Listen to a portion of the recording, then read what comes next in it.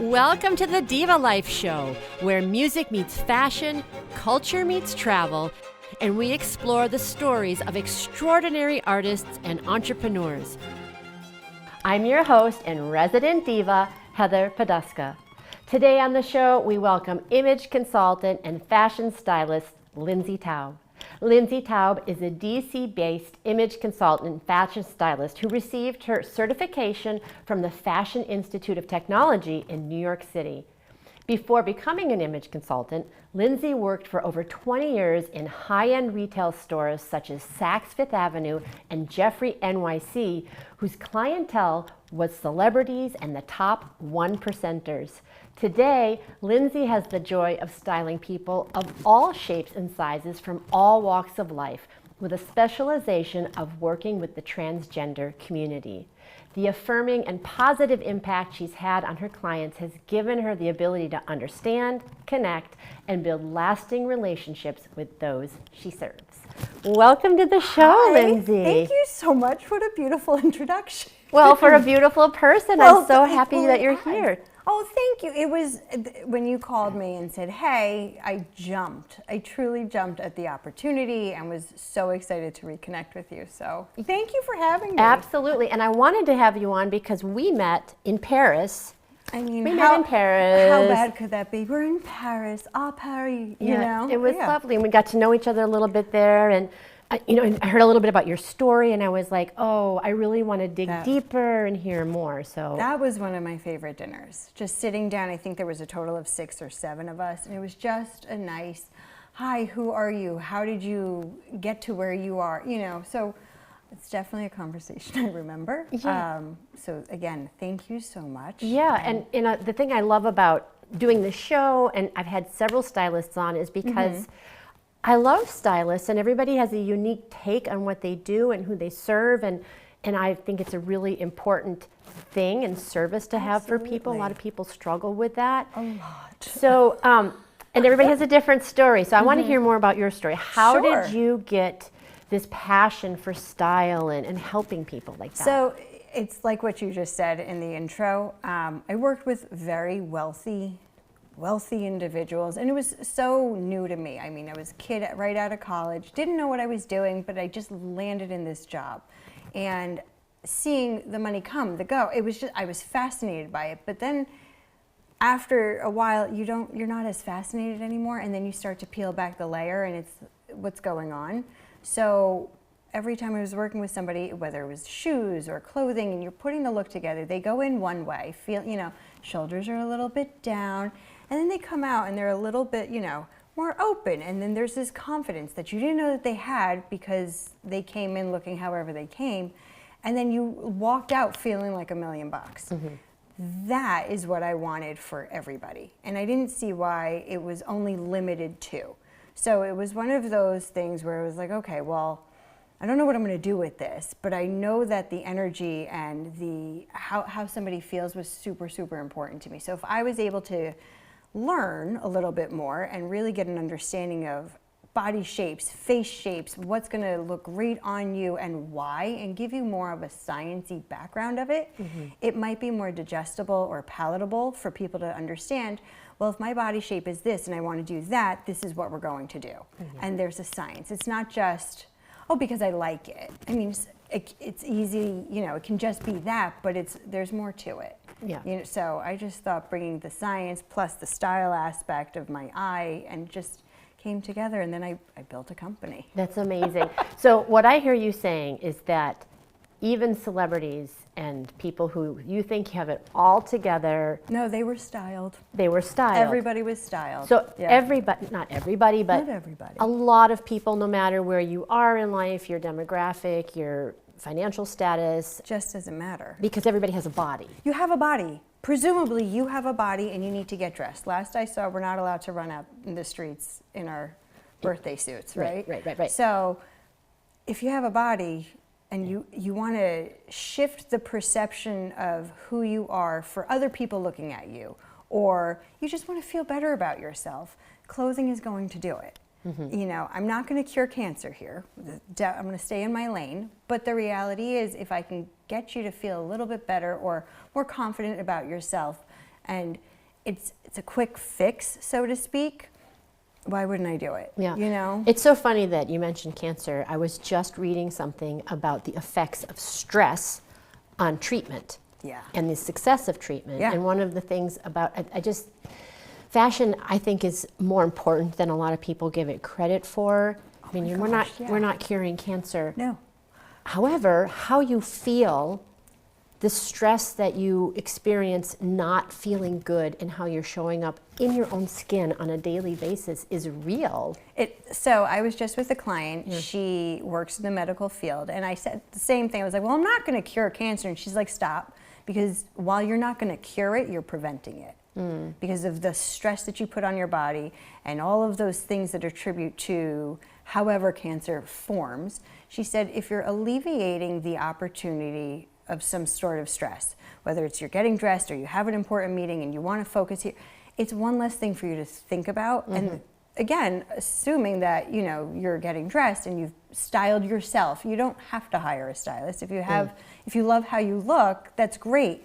That already generates, I can't say cells, but you know, it does something in your system. Well, it alleviates some of the cortisol that's raging through your body when you feel stressed and you're looking at your closet and you put something on and it doesn't feel good. I mean, if you're predisposed to having a disease, then wearing the right clothes isn't going to matter. It's really not going to change anything. But if I can prevent a form of stress, especially if you work in a stressful environment or whatever the reason, why wouldn't I want to do it? Again, I am here to make you not only look good, but I want you to feel good. I want to create that impact for you. Absolutely. And just, you know, help get you to where you need to go, like a instead of training wheels, and bless you off to the world, you know? So that's, why wouldn't you want to do that? Exactly. So how did this love, I mean, you're helping people now, but did you always love fashion? Were you always, where did that transition come, and how did you get involved in that? It started in shoes.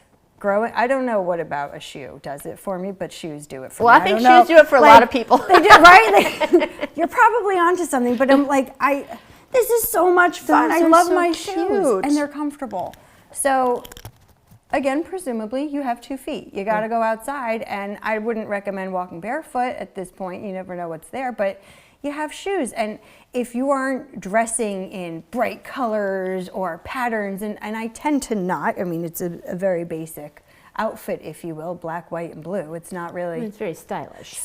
But that's a different conversation. Yeah. But, you know, let your shoes be the conversation. Let a little bit of your personality out if you're not able to in your everyday life, for whatever those reasons. So shoes really, that's kind of where I went, and it just evolved into, maybe I'll be a shoemaker. Okay, so let's go to cobbling school, if you will. So I sent myself out to a place, truly it's called the Shoe School, or Shoe School, in Port Townsend, Washington.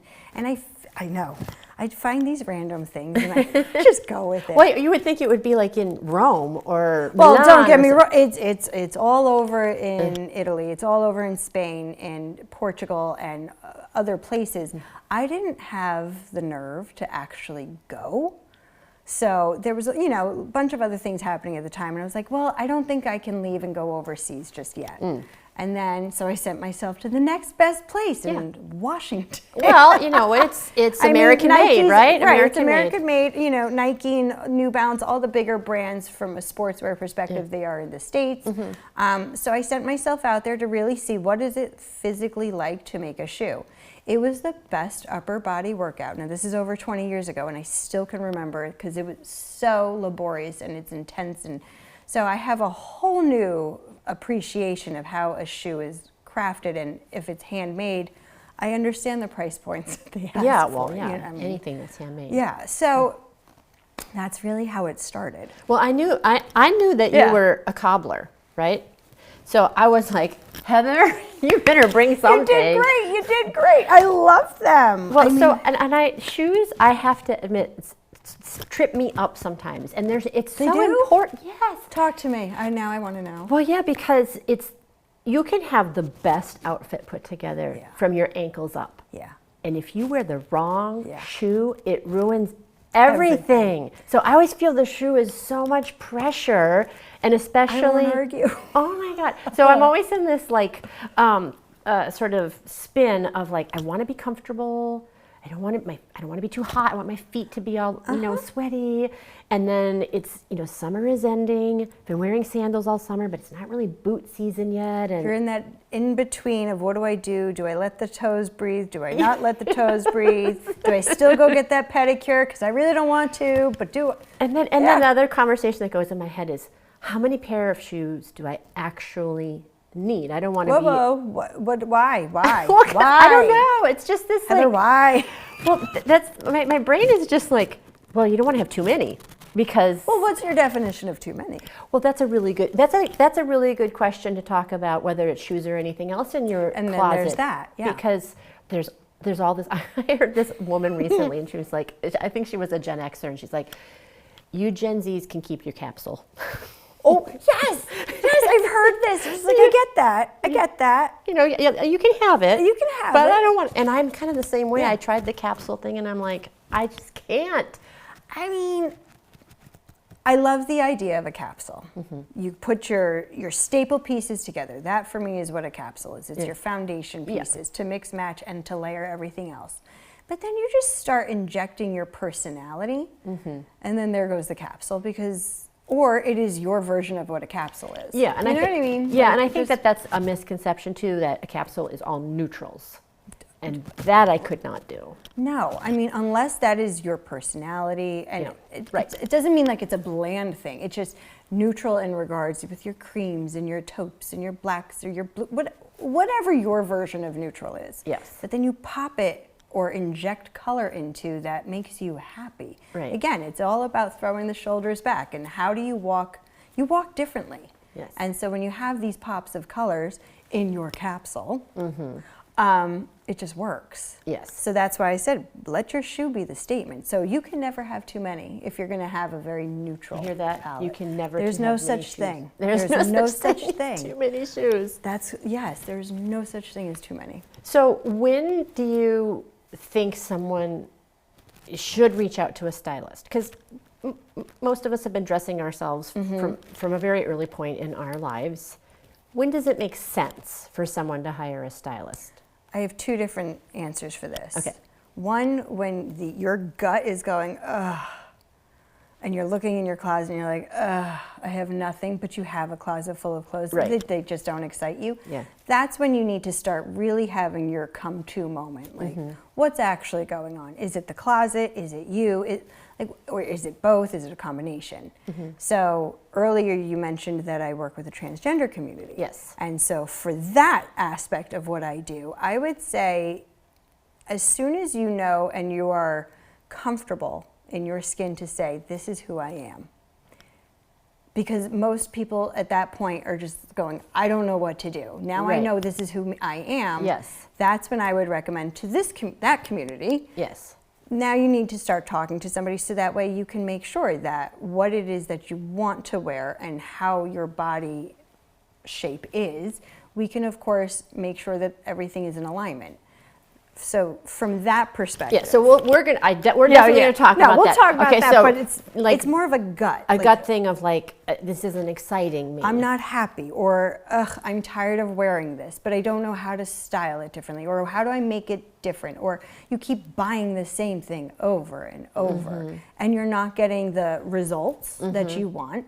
For whatever the reason, I think at that point when you feel it in your stomach and you're like, this is a hardship, or you're just frustrated, feel out your emotion, and if you're feeling a certain way, that's when I would say pull the trigger. Yeah, and I think that, I've definitely had the feeling of like looking at a closet full of clothes. I mean, like, I just want to burn this whole thing down. Oh yeah. I want to burn this whole thing down. Yeah. And I think one thing that's really important is it doesn't mean that you were wrong No. when you bought them. No. Because you may have changed.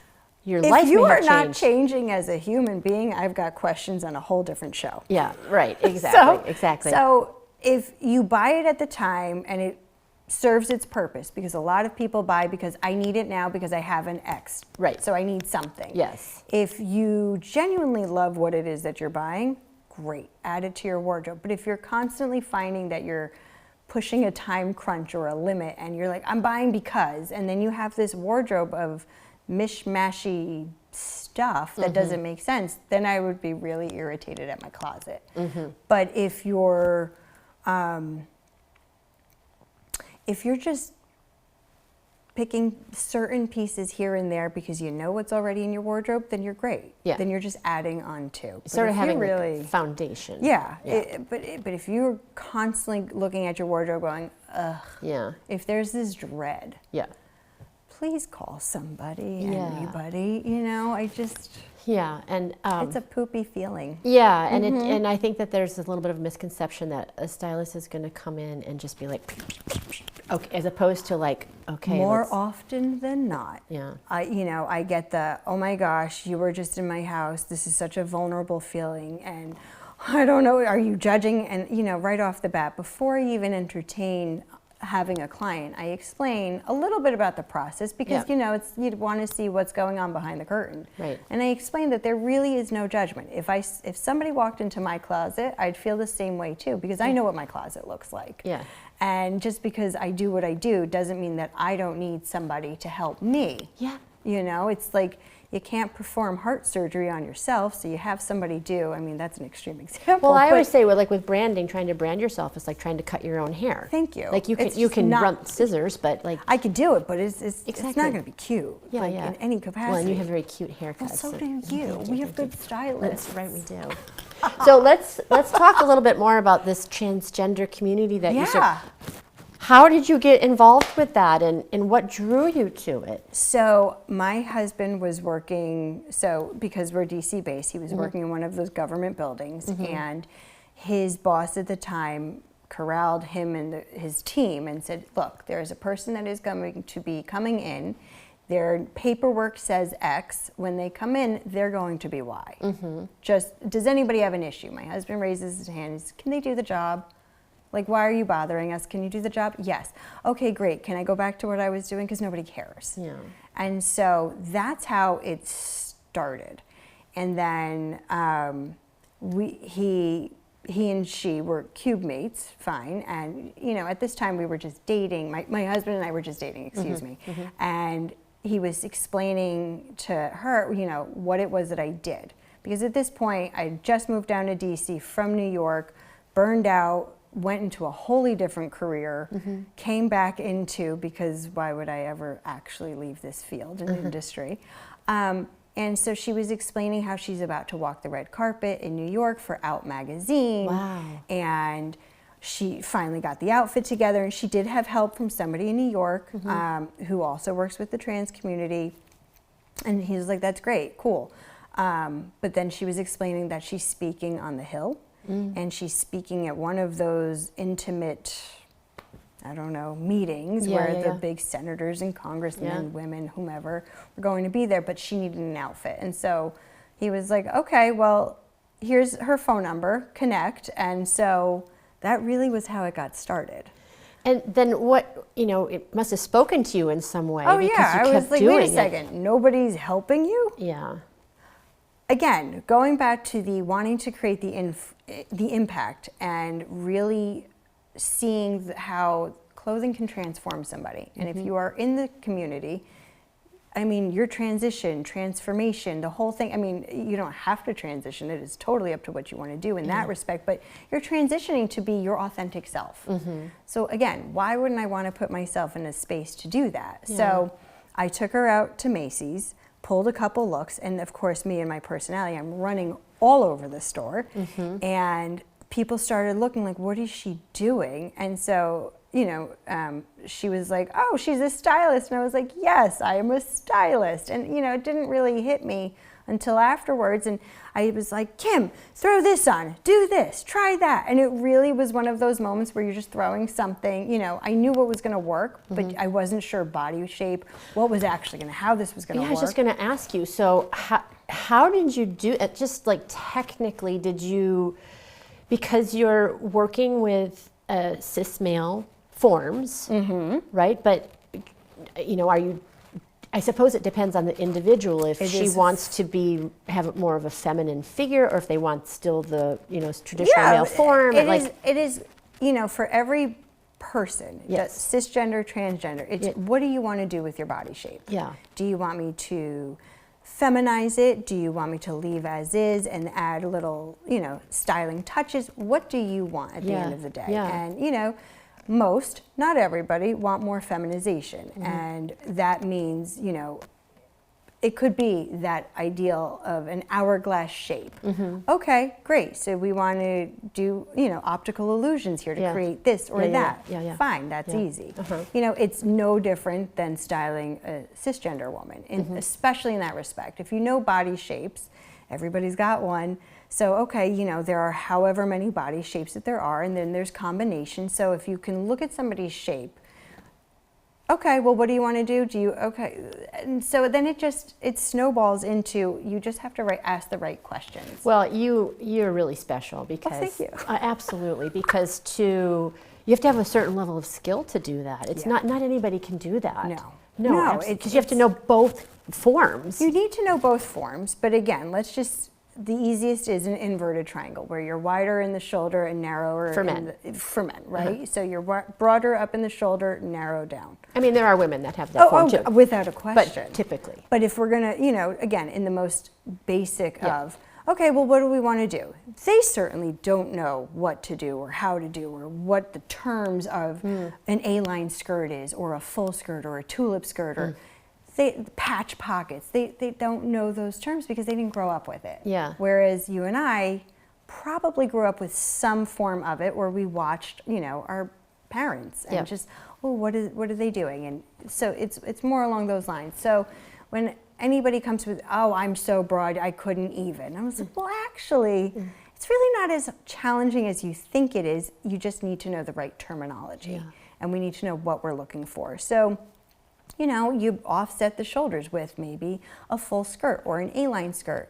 Or, if you want a pair of jeans, get a little bit of a flare or a wider leg, anything to balance the body shape. And when you really understand the word balancing, then it just starts to fall in place and they're like, and you see the light bulb moments. So I have two questions specifically for this. So what would you say is like the easiest number one thing that a transgender woman could do to feminize their look? That's a good one. That's really Or you good. think about it. And then I was going to say, let me think for a sec because it depends on your body shape. What do you? So do you think it is the body shape? That's not like a super quick thing. It would be a flowier fabric. Oh, there you go. Okay. That would be a flowier fabric so that it drapes nicely on the body versus like a peplum fabric where it's more stiff. If you want to feminize your shape or you want to have it softened a little bit, flowier fabrics. Okay, that's a good answer. Yes. Okay. Yes, good job. Yeah, I did it.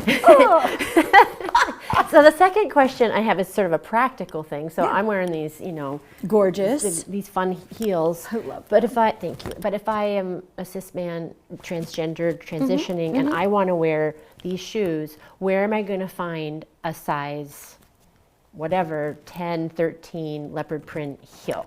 I mean, honestly, at this point, anywhere. Really? So it really, again, it goes back to, well, what size is the foot, and then you have to do the conversion from your typical men's footwear to women's footwear. And if you have a size...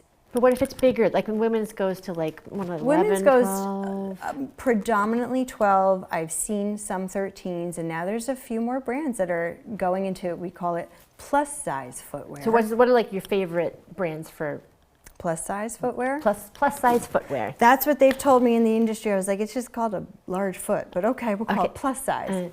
So there are two brands that I work with. Margot New York. Okay. Margaux. Okay. They go from a size 3 to a size 14 or 15. Okay. And then this is a brand that I'm still learning how to pronounce the name.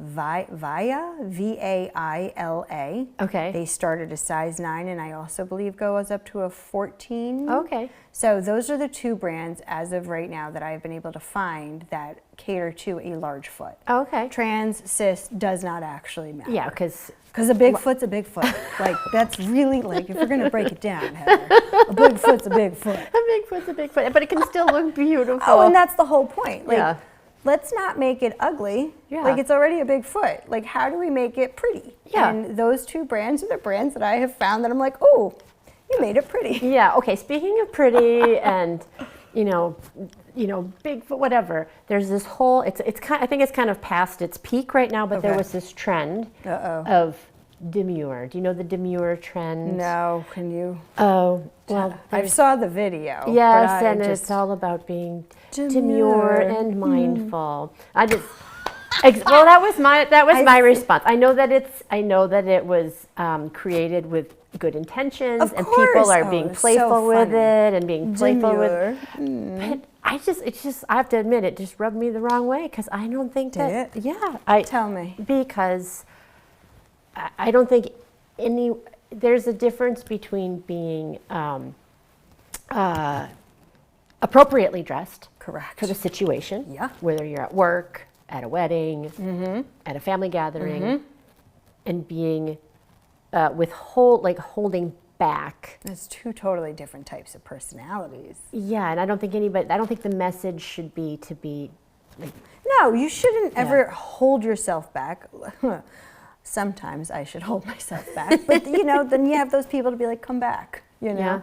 But no, I don't think that you should hold or reserve yourself. Let people see who you are. Yeah. You are one of 8 billion some odd people in this world. Yes. There's only one of you. Why would you hold that back? yes, absolutely. That's my feeling, at least. I mean, Yeah, no. come on now. No, right? I totally agree. So, I just want to ask before we completely wrap up, when you were young, when you were 10 years old, what was your vision for your life in terms of your vocation? I couldn't tell you vocation, but I could tell you for sure, and it still rings true to this day. I don't know why I know this. I don't know how I know this.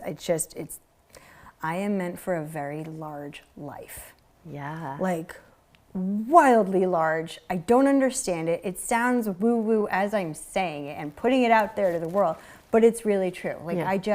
I have a lot of things in motion right now that I could see how life can get larger and larger and larger and brighter and more impact in a different way. Yeah. So I didn't necessarily have a vocation outside of, okay, fun facts. In college, I thought I was going to be a buyer because at that time, everybody wanted to be a buyer. A fashion buyer. Fashion buyer, yes. I was like, I'm going to be a fashion buyer. And I just thought that was the best thing in the world. Yeah. I loved Heather Locklear on Melrose Place because she was that badass.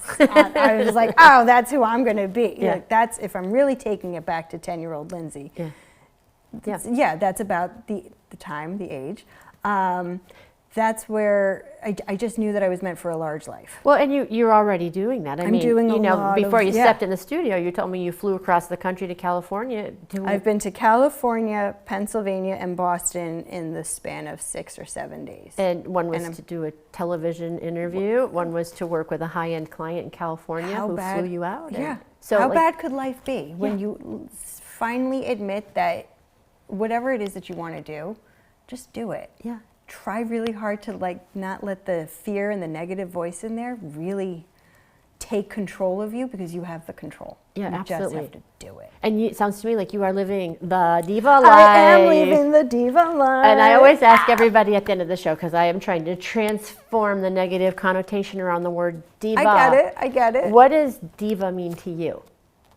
First word is empowerment. That was the first word that came. When you are living authentically in your skin and you're happy and you're empowered and you have taken control of your life. That to me is a diva. You're not doing it by what society says.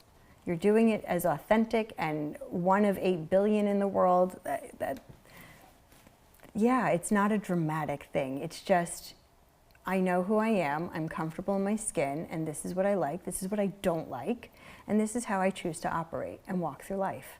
I think when you can confidently do that in turn makes you a diva. That's right. Oh my God, I love that. That is fantastic answer. And Diva, I'm so happy that you came here Thank today. you, Diva. Thank you for sharing your story and enlightening us about things that some people probably don't even know exist. Ta-da! Yeah, thank you so much for joining my pleasure. us. Thank you for having me. Absolutely, it was a pleasure. Thank you. And thank you to all of you as well for joining us. And as always, until next time, here's to hitting all your high notes. Take care.